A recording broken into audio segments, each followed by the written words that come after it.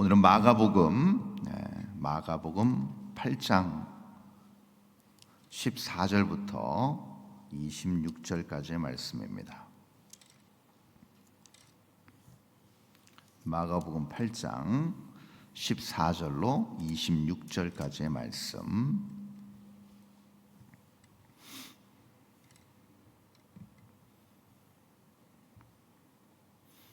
제가 봉독하고 마지막 26절은 합독하도록 하겠습니다.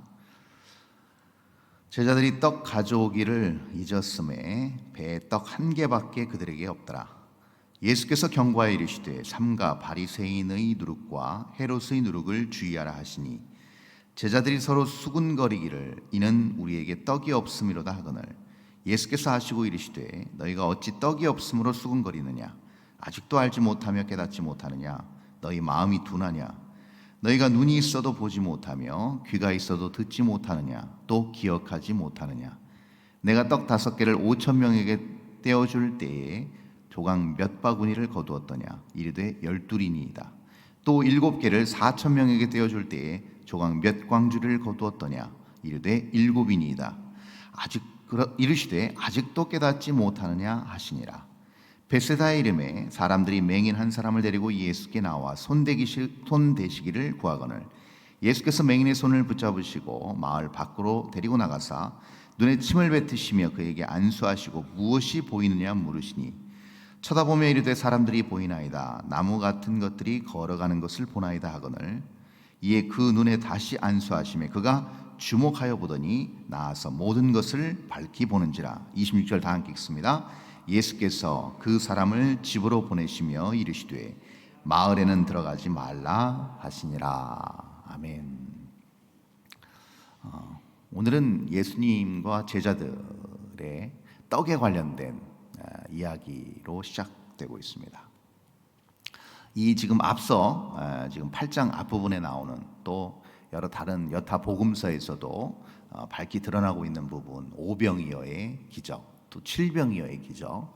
그래서 남자 장정만 5천 명이 남고 풍성이 또 일어났던 그런 기적, 또 장정 4천 명이 넘는 그러한 놀라운 예수 그리스도의 기적을 우리는 잘 알고 있습니다.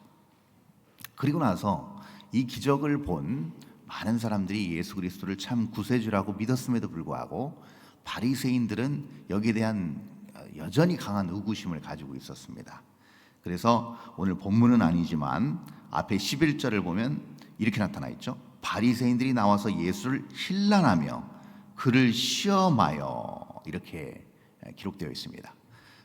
그런 어떤 기적을 보았음에도 불구하고 바리새인들이 계속 예수님에 대해서 의구심을 가졌던 것은 무엇인가? 바로 하늘로부터 오는 표적, 즉 다시 말해서 하늘로부터 오는 표적을 좀 보여주십시오라고 요구한 거에 대한 어떤 저변에 깔린 생각이 무엇인가 하면 바로 이거였습니다.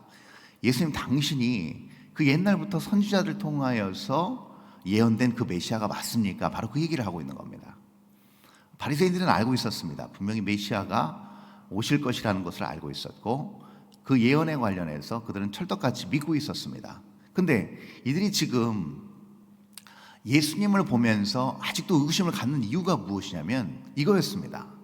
아니 나사렛 출신이, 그것도 빈촌에서 자란 예수님, 보잘것없는 예수님, 천한 신분의 예수님이 과연 메시아가 맞는 것일까라는 생각이었다는 것이죠. 그래서 놀라운 어떤 기적과 초자연적인 역사를 눈앞에서 보고 놀라움을 금치 못했음에도 불구하고 이들 한켠에 가지고 있던 생각은 무엇이냐면 내가 믿는 메시아, 내가 기다리는 메시아와는 사뭇 다른 예수님의 모습을 보고 계속 예수님께 집요하게 하늘로부터 오는 표적을 구했다라는 겁니다.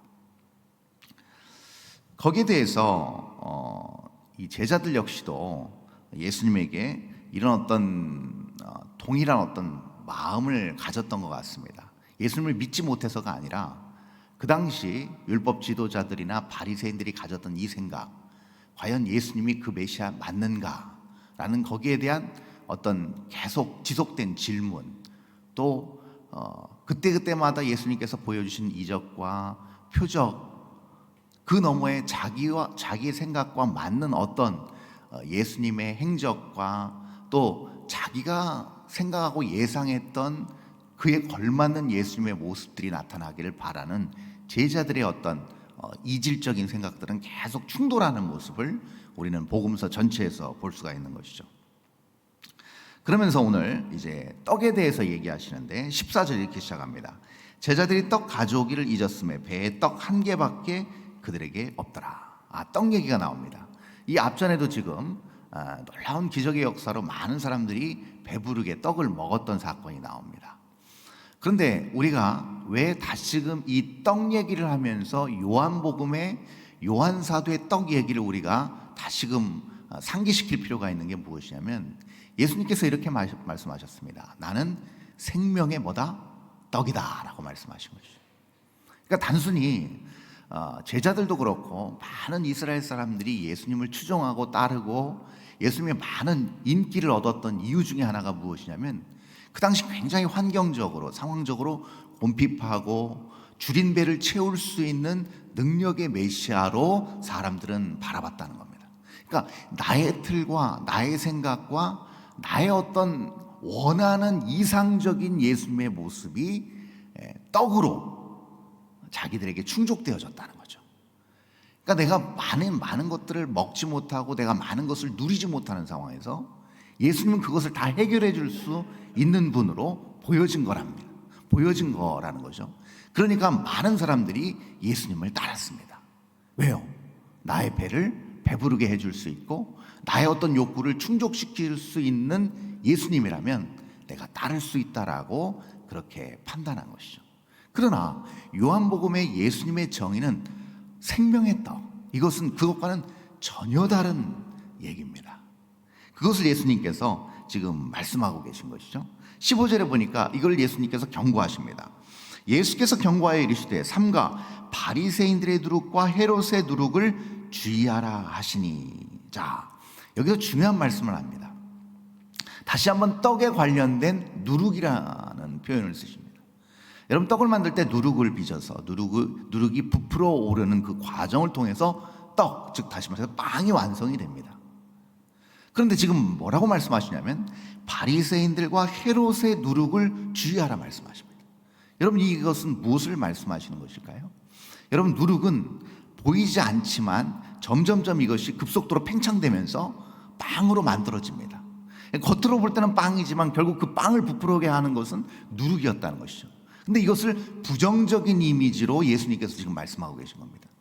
지금 바리새인들과 헤롯의 누룩은 무엇을 얘기하냐면요, 이 바리새인들과 헤롯의 사람들이 가지고 있었던 편견을 얘기하고 있습니다. 자기들만의 생각을 가지고 있었다는 것이죠. 자기들만의 관점을 가지고 있었다는 것을 얘기합니다. 이들이 누구보다도 열심히 신앙생활을 했고 하나님과 모세의 율법을 찰떡같이 지키고 살아가는 사람들이었지만 그것이 결국 자기들의 견고한 편견을 만들어버렸다는 겁니다. 근데 이 편견은 예수 그리스도조차도 쉽게 깨뜨릴 수 없는 무시무시한 누룩과 같은 그런 편견이었다는 겁니다. 이것이 일파만파 퍼져서 전체적으로 악한 영향을 끼치게 만드는 그런 안 좋은 결과를 만들어냈다는 겁니다. 그러니까 아무리 신앙생활을 열심히 하고 아무리 무엇인가 내가 헌신하고 시간을 투자한다 하더라도 하나님의 관점이 아닌 내 관점에서 어떤 견고한 무엇을 자꾸 만들어 간다고 한다면 이것은 바리새인과 헤롯의 누룩과 다를 바가 없다라고 우리 예수님께서 지금 말씀하고 계신 겁니다. 제가 아까 서두에 말씀드렸던 것과 똑같이 나의 관점에서 나의 욕구와 나의 욕심과 내가 추구하는 바를 충족시켜주는 하나님으로 하나님을 자칫 내 생각 안에 가두어 버릴 수 있다는 겁니다. 이것을 지금 예수님께서 경고하고 계신 것이죠. 단순히 내가 배부르고 내가 이 세상에서 누릴 수 있는 모든 것들을 제공해 줄 수 있는 수단으로 하나님을 전락시켜 버린다는 겁니다. 그러면 이건 주객이 전도된 겁니다. 내가 주님을 따르고 내가 하나님을 주인으로 모시는 것이 아니고 내가 주인이 되어서 하나님을 종 부리듯 하려고 하는 마음이 존재한다는 겁니다. 이것이 신앙을 오래 하면 할수록, 신앙생활을 견고하게 하면 할수록 이것이 오히려 더 낮아진 모습으로 겸손하게 종의 모습으로 나아가야 될 텐데 그렇지 않고 오히려 더 하나님을 내 관점대로 내 방식대로 하나님을 끌고 오려고 하는 그런 교만한 우를 범한다는 겁니다. 이것을 지금 예수님께서 경고하고 계신 것이죠. 그러면서 이렇게 말씀하십니다. 지금 18절에 보니까 너희가 눈이 있어도 보지 못하며 귀가 있어도 듣지 못하느냐 또 기억하지 못하느냐. 이 표현을요, 동일한 이제 병행 구절인 마태복음 16장에서는 이렇게 말씀하십니다. 너희들이 하늘의 표적을 구하느냐 요나의 표적밖에는 보여줄 표적이 없다라고 우리 예수님께서 말씀하십니다. 자, 이 요나의 표적의 대표적인 어떤 그 특성이 무엇일까요? 그것은 우리 잘 알고 있습니다. 저기 니느웨로 가서 복음을 전하라, 회개를 선포하라는 하나님의 명령에 요나가 불순종합니다. 그랬다가 3일 동안 물고기 뱃속에 들어가서 물고기가 토해내놓죠. 회개하니까. 요나가 회개하고 토해내놓으니까 요나가 이제부터는 진짜 열심히 전도해야 되겠다, 회개를 빨리 선포해야 되겠다, 이렇게 하지 않고 어떻게 합니까? 우리 잘 아는 것처럼 그 넓은 니느웨 성은 3일 동안 부지런히 다녀서 복음을 전해야 되는데 요나서를 보면 그 3일 동안의 그 넓은 지역을 단 하루 만에 끝냅니다. 그러니까 이 얘기는 뭔 얘기입니까? 죽을 뻔했기 때문에 그냥 마지못해 대충 설렁설렁 복음을 전한 겁니다. 그런데 어떤 일이 벌어져요? 니느웨 왕부터 길거리에 가축과 동물까지 전부 다 회개합니다. 기록에 보면 뭐가 나와요? 심지어는 왕이 너희들이 기르던 가축에게까지 베옷을 입히고 음식을 먹지 못하게 합니다. 여기서 가장 놀란 사람이 누굴까요? 가장 충격을 받은 사람은 누굴까요? 요나죠. 요나가 충격을 받습니다. 여러분, 요나가 충격을 받은 이유는 단 하나입니다. 왜냐하면 니느웨는 아수르의 수도입니다. 아수르의 심장부인 니느웨, 즉 다시 말해서 하나님의 선민인 이스라엘 사람들을 괴롭히고 착취하고 압제하고 억압하는 아수르는 이스라엘 사람들의 적인과 동시에 하나님의 적이라고 생각한 겁니다. 악한 무리라고 생각한 것이죠. 이게 요나의 관점이었습니다. 근데 이 요나의 관점을 하나님께서 한 방에 깨셨습니다. 아니, 니느웨 중심에 가서 복음을 전하라고요? 저들을 살려내라고요? 도무지 이해할 수가 없었습니다. 왜요? 자기들의 적은 하나님의 적이라고 생각했던 것이죠. 그러나 하나님은 전혀 그렇게 생각하지 않으셨습니다. 나중에 요나를 달래시면서 하신 말씀이 무엇이에요? 저 성중에 있는 수많은 사람들과 가축까지도 죽게 내버려 둘 수 없지 않겠니? 라고 요나를 달래십니다. 자, 그 얘기는 무슨 얘기일까요? 하나님의 생각과 하나님의 관점은 무엇인가? 그 이방인들도 비록 이스라엘을 괴롭히고 힘들게 하는 악한 사람들이라 할지라도 하나님께서 그 사람들을 구원하기 원하셨다는 겁니다. 이것을, 이 관점과 이 편견을 깨는 것이 결국 무엇인가? 오늘 예수님께서 말씀하신 너희들이 깨닫지 못하느냐, 즉 다시 말해서 요나의 표적밖에는 보일 표적이 없다라고 말씀하신 겁니다. 그러면 하늘에서 내려온 표적은 어떤 표적일까요? 말 그대로입니다. 사람의 눈, 사람의 생각, 사람의 어떤 경험에서 나오지 않은, 사람이 생각할 수 없는 영역인 하늘에서부터 오는 표적입니다. 드넓은, 사람이 가늠할 수 없는, 사람이 상상조차 할 수 없는 계획과 섭리의 역사 가운데서 나타나는 증거라는 것이죠. 자, 그럼 여기서 우리는 많은 것들을, 우리가 우리 인생에서 꼬인 것들, 우리 인생에서 이해되지 않는 것들, 많은 것들이 우리가 풀려지는 것을 우리는 보게 되죠. 열심히 기도했고 열심히 신앙생활을 했고 최선을 다해서 하나님 섬긴다고 했는데 여전히 우리의 삶 가운데서 풀리지 않는 많은 문제와 난관과 어려움이 왜 존재할까? 그것은 무엇일까? 다른 게 아닙니다. 그것은 하나님의 관점에서 풀어야 된다는 거죠. 하나님의 섭리 안에서 그것은 해석해야 된다는 겁니다. 자, 그러면 이 해석의 눈은 무엇으로 가능할까요? 우리의 지혜로는 불가능합니다. 그럼 무엇으로만 가능해요? 내주하시는 성령님께서 주시는 조명하심으로 보게 되는데, 그 조명하시는 무엇을 기반으로 합니까? 하나님께서 우리에게 주신 믿음의 눈으로 볼 때만 그것은 가능합니다. 앞이 캄캄합니다. 여전히 풀리지 않는 인생의 숙제가들이 있습니다. 이거 어떻게 풀리나 고민됩니다. 그러나 그 와중에서 우리는 뭘 발견하게 됩니까? 하나님의 관점으로 보는 믿음의 눈을 가지게 됩니다. 그럴 때 우리는 예수님께서 말씀하신 하늘의 표적을 비로소 보게 된다는 거죠. 우리가 가늠할 수 없고 우리가 생각할 수 없고 우리가 상상할 수 없는 영역의 하나님의 것들이 우리의 믿음의 눈을 통해서 보여지게 된다는 겁니다. 그러면 그러한 상황 속에서 우리는 무엇을 봅니까? 선하게 우리를 인도하시고 우리를 사랑하시고 이스라엘 백성들이 그렇게 적대시하던 니느웨 아수르 사람들까지 사랑하시고 그들을 구원하기 원하셨던 예수님의 마음이, 예수님의 그 관점과 시각이 그대로 우리 심령 안에 자리 잡게 된다는 것이죠. 그렇게 넉넉한 마음을, 그렇게 넉넉한 시각과 관점을 가지게 될 때 왜 감사와 기쁨이 우리 안에서 사라지게 되겠습니까? 언제나 감사와 기쁨과 기대와 소망이 우리 안에 가득 차게 된다는 것이죠. 이것을 회복하는 게 오늘 이 마가복음 8장의 말씀을 주신 예수님의 아주 중요한 목적이자 예수님께서 원하시는 바라고 할 수 있습니다. 그래서 그 다음에 나오는 것이 바로 벳세다의 맹인 이야기입니다.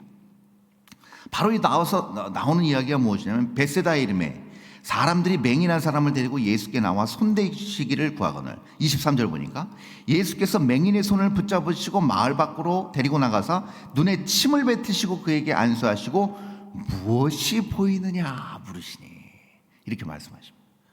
무엇이 보이느냐. 자, 이게 앞에 지금 누룩의 이야기와 무관하지 않습니다. 예수님께서는 보여주기 원하신다는 겁니다. 참된 것들을 보여주기 원하신다는 거예요. 자, 먼저 1차적으로 이 사람이 예수님께서 눈에 침을 뱉으시고 그에게 안수하셨을 때 그가 이제 서서히 눈을 뜨고 보기 시작하는데 그게 24절입니다. 쳐다보며 이르되 사람들이 보이나이다. 나무 같은 것들이 걸어가는 것을 보나이다 하거늘. 자, 여기서 느끼는 게 뭡니까? 이 사람이 지금 확실히 보는 거예요, 아니에요? 어렴풋이 보는 것이죠. 희미하게 보는 겁니다. 예전보다는 지금 뭔가를 다시 보고 있는 겁니다. 회복된 것을 우리는 알 수가 있어요. 그러나 완전히 회복된 게 아닙니다. 완전히 보는 게 아닙니다. 지금 예수님께서 지금 2단계에 걸쳐서 이 맹인의 눈을 뜨게 하시는데요. 첫 번째 눈을 뜨게 하신 것이 무엇입니까? 그가 나무같이 걸어가는 걸 본다는 것은 나무가 걸었겠습니까? 아니죠. 나무같이 보이는 아직 완전한 모습으로 보이지 않는 희미하게 보이는 무엇인가를 보기 시작했다는 겁니다. 자, 이 얘기가 무슨 얘기일까요? 예수님께서 언제나 우리가 하나님 앞에 간절한 마음으로 우리의 상황과 환경을 보게 하실 때 그때는 무엇을 보게 하십니까? 바로 믿음의 눈으로 지금 현재 상황에서 암담한 상황에서 희망을 보게 하신다는 겁니다. 근데 그 희망은 아직은 나에게 오지 않은 희망입니다. 아직 나에게 결말되어지지 않은 아직은 변하지 않는 현실입니다. 그러나 우리는 무엇을 가지고 있습니까? 반드시 하나님께서 나를 선한 길로 인도하실 거예요. 이 상황 가운데서 하나님은 우리에게 승리를 허락하실 거야라는 믿음과 소망을 품고 보게 된다는 겁니다. 그러나 현실은 변하지 않았습니다. 여전히 그 모습 그대로라는 겁니다. 아직 희미하게 보는 것이죠. 자, 그런데 이때 25절에서 이에 그의 눈에 다시 안수하심에 그가 주목하여 보더니 나아서 모든 것을 밝히 보는지라. 그가 주목하여 봤습니다. 왜요? 예수님께서 다시 안수하셨어요. 그랬더니 모든 것을 드디어 밝히 보죠. 선명하고 뚜렷하게 보기 시작했다는 겁니다. 자, 이게 무슨 얘기일까요? 이제 그가 모든 사물을 뚜렷하게 보게 됨과 동시에 온전히 보게 되었다는 겁니다. 자, 이것은 결국 무엇을 얘기하냐면요, 우리가 현실은 암담하고 무엇인가 보이지 않지만 그 다음에 예수님과 더욱더 우리가 친밀하게 영적으로 깊은 교제 가운데 들어갈 때 주님의 영에 사로잡힐 때 보여지는 것이 무엇인가? 현실을 뛰어넘는 하나님의 역사하심을 보게 된다는 겁니다. 그때 믿음은 더욱더 강화되고 그 믿음의 눈으로 현실 너머에 실제로 역사하시는 하나님의 놀라운 계획과 섭리를 우리는 보게 된다는 겁니다. 이것이 주목하여 보고 밝히 눈을 떠 알게 된다는 겁니다. 영적인 눈을 드디어 뜨게 된다는 것이죠. 우리의 능력으로는 불가능합니다. 주님께서 만져주셔야만 된다는 것이죠. 그래서 이 시간 이 새벽에 모인 오늘 우리가 이 월요일 한 날 주님의 인도하심과 안수하심과 붙잡아 주심과 역사하심을 쫓아서 나아갈 때 우리의 환경과 상황이 열악할지라도 그 너머에 하나님의 놀라운 섭리와 계획을 선명하게 뚜렷하게 확신 있게 볼 수 있는 오늘 이 한날, 아니 우리의 남은 모든 인생의 여정 될 수 있기를 바랍니다. 그래서 이 세상에 감당할 수 없는 하나님의 사람으로 우뚝 서서 니느웨 한복판에서 복음을 전했을 때 왕부터 미천한 동물에 이르기까지 전부 다 주님 앞에 돌아온 놀라운 역사가 일어났던 것처럼 세상 한복판에서 그렇게 하나님 앞에 쓰임받는 놀라운 생명의 빛으로 우뚝 서 이 세상에 참된 복음을 증거하고 그 복음으로 수많은 사람들이 주께 돌아오는 역사를 이루어내는 저와 여러분 될 수 있기를 바랍니다. 기도하겠습니다. 하나님 감사합니다. 귀한 은혜 저희들에게 허락하여 주셔서 주의 거룩한 백성 삼아 주시니 감사합니다. 하나님, 바리새인의 누룩을 조심하라 하셨습니다. 자칫 우리의 편견, 우리의 생각, 우리의 경험, 우리의 지식에 갇혀서 하나님 우리의 지식 안으로 꾸역꾸역 몰아넣으려고 하는 그런 교만한 생각이 있다고 한다면 그것을 깨게 하시고 붕괴시켜 주시고 온전히 하나님 안으로 들어가 겸손하게 주님을 따르는 믿음의 사람들 되게 하여 주시옵소서. 밝히 보게 하여 주옵소서. 온전히 깨닫는 주님의 관점과 생각으로만 우리의 모든 상황을 보게 하시고 가장 선하고 가장 아름다운 방법으로 우리의 모든 삶을 이끌어 가실 주님을 만나고 경험하고 그렇게 인도함 받는 우리의 삶의 모든 여정 될 수 있도록 주님 은혜와 복을 내려 주시옵소서. 오늘 이 하루도 그런 놀라운 하늘로부터 내려온 신령한 관점과 지식과 지혜로 승리해 나갈 수 있는 우리 모두 되게 하나님 역사하여 주시옵소서. 감사드리며 거룩하신 예수 그리스도 이름으로 기도합니다. 아멘.